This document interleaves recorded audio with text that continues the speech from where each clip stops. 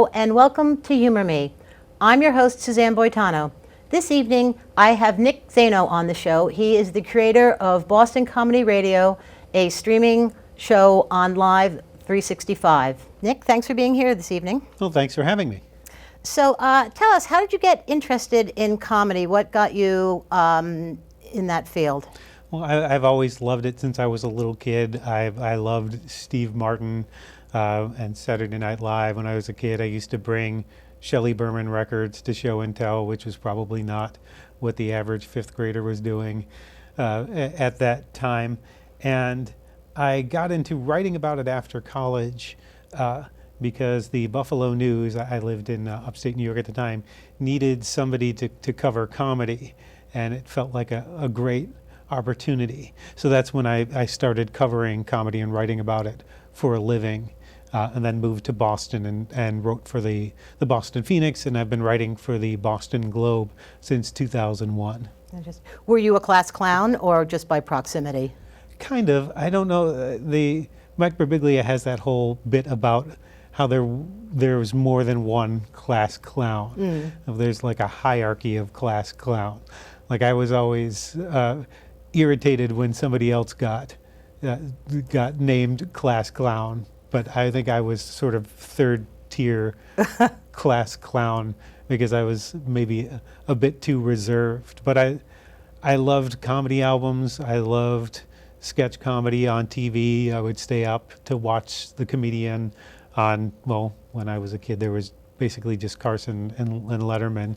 But I love making people laugh when I can do it, but I know the difference between when a professional does it and when I do it. So how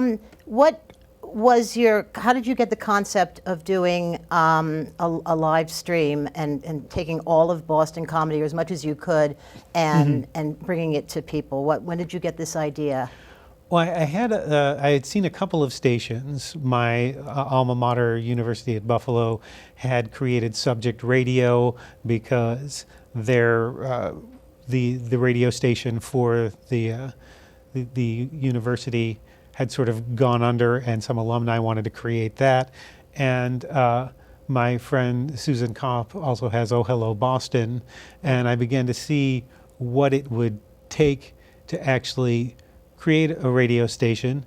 And then during the pandemic, I'm sitting in my downstairs office surrounded by all the physical media that no one wants anymore and this giant shelf of Boston comedy CDs.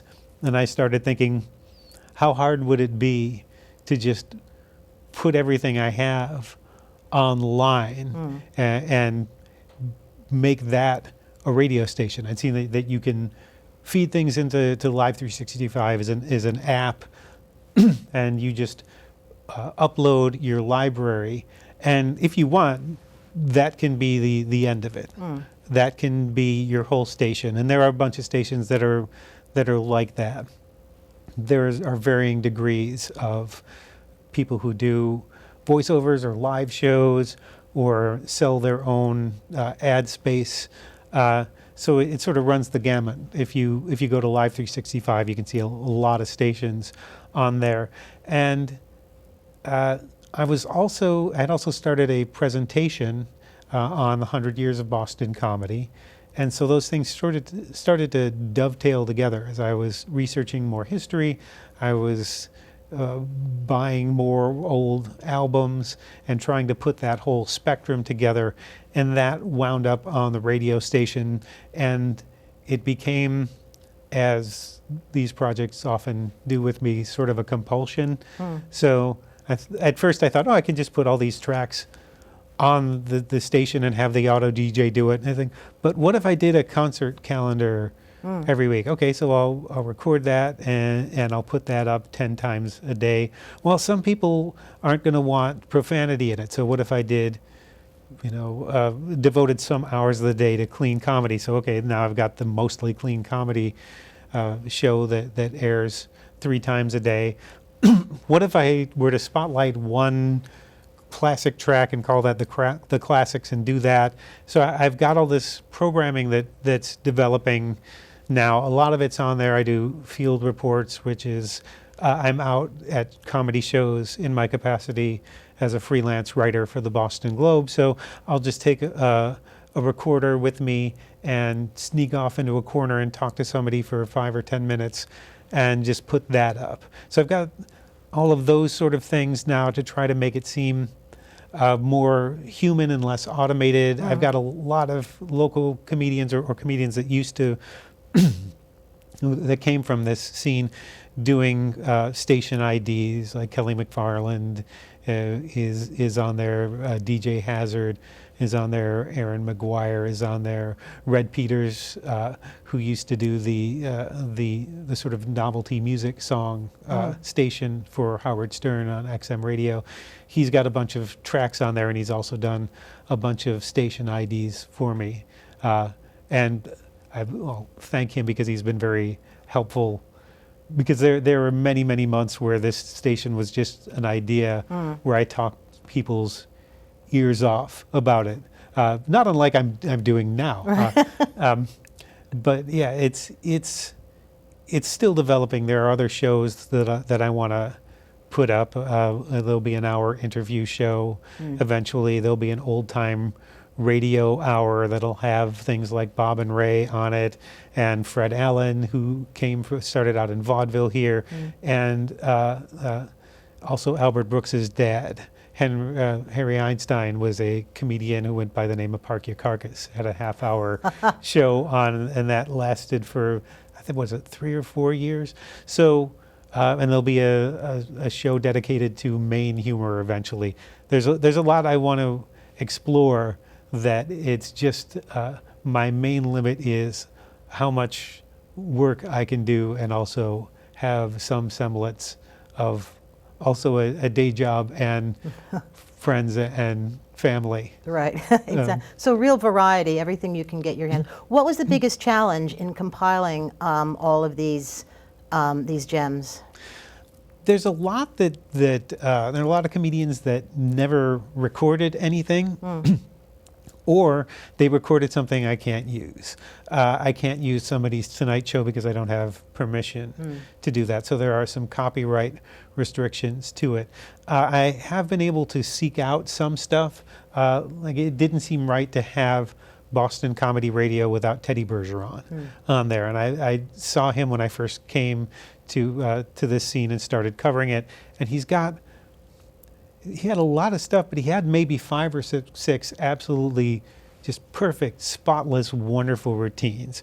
So I was fortunate that his family had some VHS tapes of old shows of his, just live recordings. Somebody sets up a camera. So I was able to take the audio from some of those and put those up on the air. So I'm still trying to find, having seen so much live comedy, there are routines that are burned in my mind to the point where they'll come up. Like, I can't pass a Taco Bell without thinking about Tim McIntyre's bit about his mother and his That's a daughter. great bit. I can do that almost verbatim. It's hilarious. It's great, and I'll wind up passing a Taco Bell, and then Tim's in my head going, and a taco, and a taco, and a taco, and another taco. And a taco. Fortunately, that he did record that, but there are some bits that I've seen live that nobody ever recorded, and some fantastic comedians that I am bugging through instant messenger that I'm, I'm to record them for you, so yeah, that you can have them, you can capture them. Yeah, I'll apologize to them now for just, because sometimes it's like 3 a.m, like, hey, did you ever record that bit? And I'm like, no, I'm trying to, why are you up now? Weirdo insomnia. Yeah. Well, if you ever do record that, let me know. And I can only imagine the next day it seems like some sort of fever dream to them. It's like, did the guy from the Globe really message me at 3 last night and ask me if I don't know, whatever routine.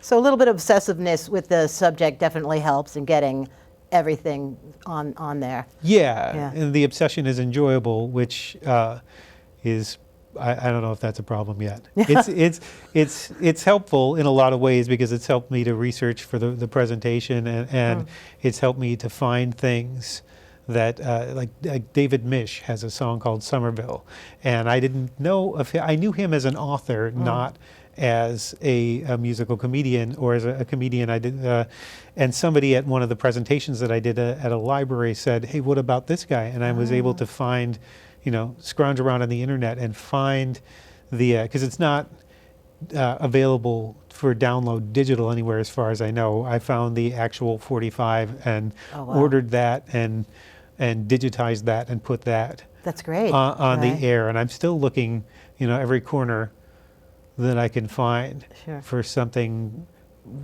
associated with Boston, somebody that came through here or somebody who started here, because there are a lot of people who are Boston comedians who aren't originally from here. Yeah. But like Paula Poundstone is, to me, a Boston comedian. She was only here for about a year before she got on a bus and went to San Francisco.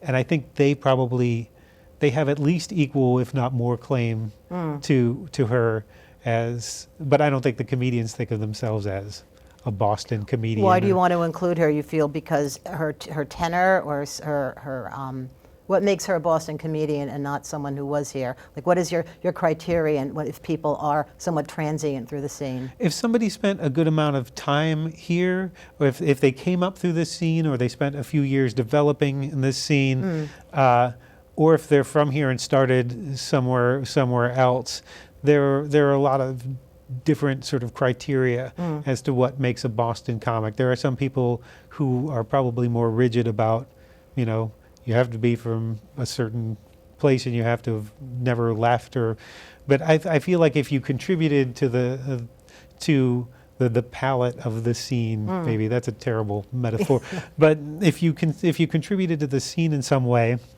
like there are some people who I don't have up there who I might put up in some capacity with an explanation. Like Andy Kaufman was here for a few months at Graham Junior College, which doesn't exist anymore. Oh, interesting. And he had a TV show there. It was Andy's Funhouse. So he's sort of tangentially there. Yes. I don't think I could put up anything. I don't think I could put anything up there without an explanation that, hey, this is, you might not know this, but Kaufman was not here like your for Sweetheart Comics or so, right? Yeah, Interesting. and there's some people that went to college here, but never did comedy here. So there's a line that's a little fuzzy. Sure. But it's sort of like, I don't know, I guess it's like the prurient interest. I know it when I see it. Yeah, exactly. So we're going to listen to a clip that you chose, one of your favorite clips of Bob and Ray. Do you want to set it up a little bit, or would you have it speak for itself? Well, I can set it up a little bit. This is from a 1960 album, Bob and Ray on a Platter. It is, they used to do a man on the street sort of segment with Bob playing Wally Ballou, award-winning reporter, and this is, and Ray would play people on the street. This is him talking, Wally Ballou talking to a cranberry grower, and I think that there's more that I don't want to give away. Maybe we can talk about it after the clip, but it's very, a lot of it's very understated until all of a sudden it is not. Okay. All right. Well, let's give a listen.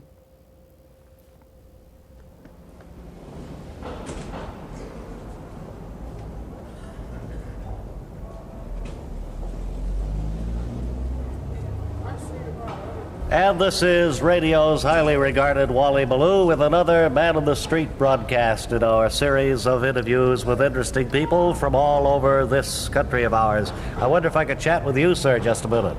I'd be more than delighted. It's a pleasure to be talking to a radio microphone. Well, you don't get a chance very often, that's for sure. Well, what's your name, please? My name is Ward Smith. I'm from Ellisville, Massachusetts. Isn't that down on Cape Cod somewhere, Ellisville? Yes, just at the start of Cape Cod. That's beautiful country down that way. What do you do, sir? Well, I thought you might guess. I'm a cranberry grower, and I own cranberry bogs. Is that so? I've always wanted to know a little bit about the raising of cranberries. They're such beautiful things when you see them growing. Well, they grow in bogs, you know, Mr. Baloo.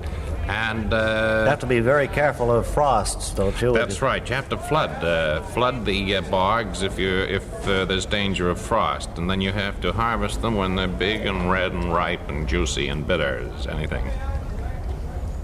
You know, they're bitter. Yes.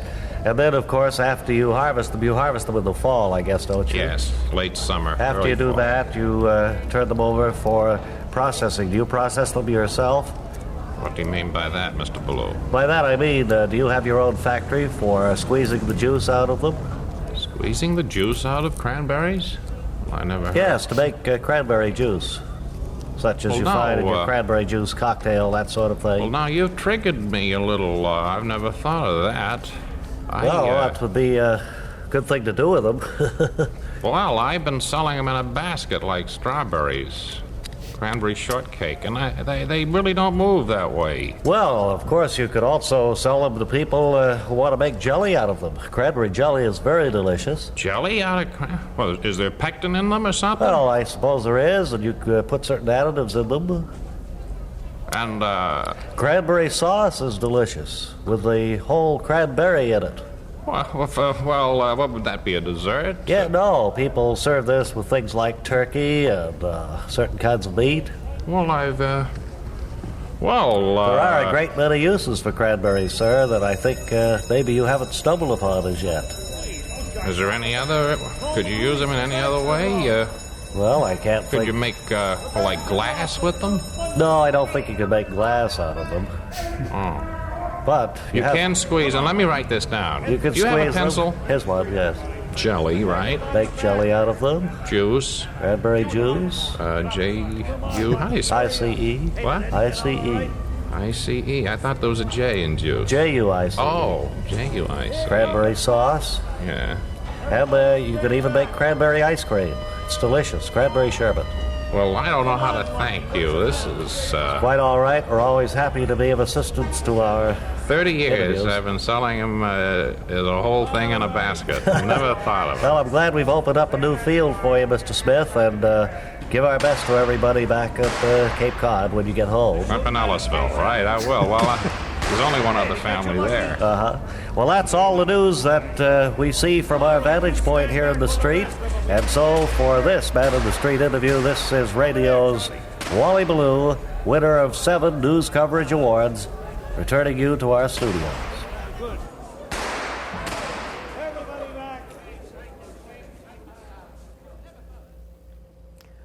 Welcome back. And as the man said, they're bitter. Characterize sort of the Boston comedy scene and what's changed. You have this wonderful perspective on it from not the beginning to the end, but certainly a big chunk of it. What makes Boston comedy, and has it changed in the decades? Well, when it first started, I guess you would go back to vaudeville. You would go back to people like Fred Allen. It sort of changed with the medium and the formats. You had vaudeville to start, then you had radio, and you had television, and then you had clubs starting in the late 70s, early 80s, and this sort of explosion of comedians around 78 when the Comedy Connection opened, and then the Ding Ho opened, then Nick's Comedy Stop. So there wasn't much of a scene, you would say, before the clubs opened up.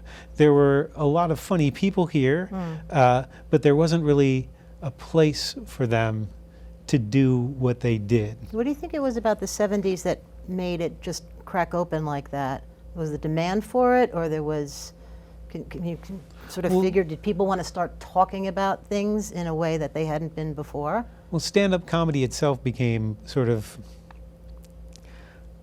mature is probably the wrong word to apply to stand-up comedy, but as an art form, it began to come maybe into adolescence, I would say, because stand-up comedy as an art form is not that old.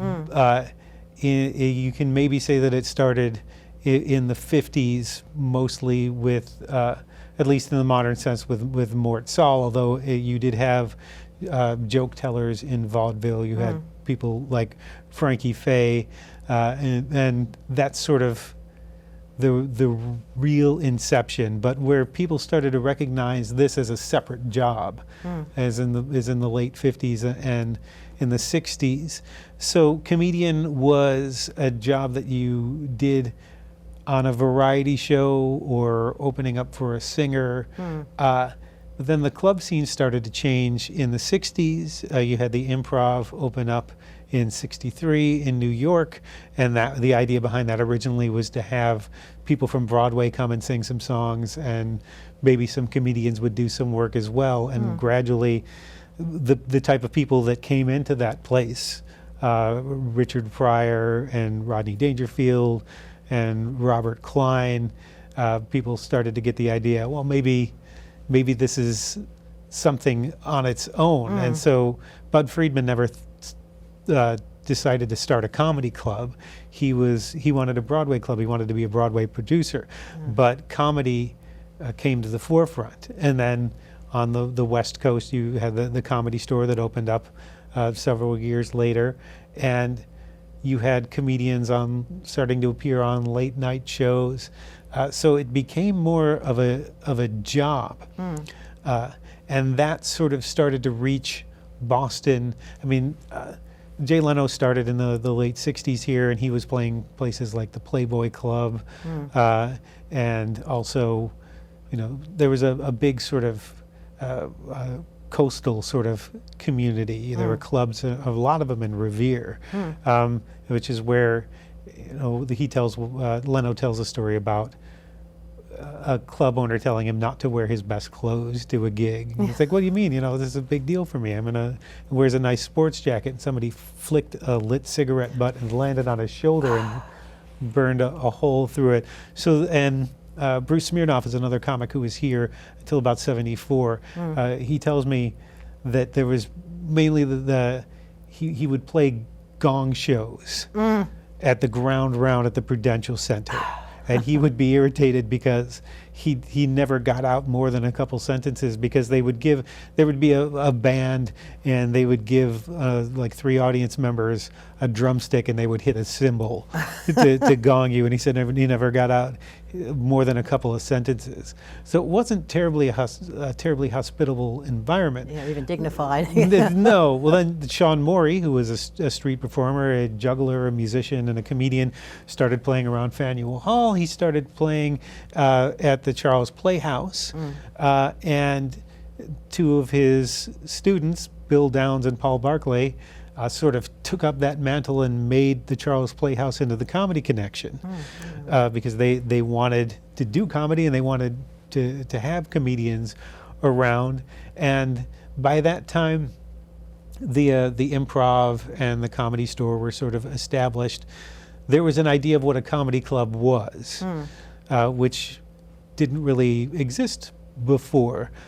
So then comedians started popping up out of the woodwork. There's a place to play now. You had Mike Donovan was around, Teddy Bergeron was around, Steve Sweeney came out fairly quickly.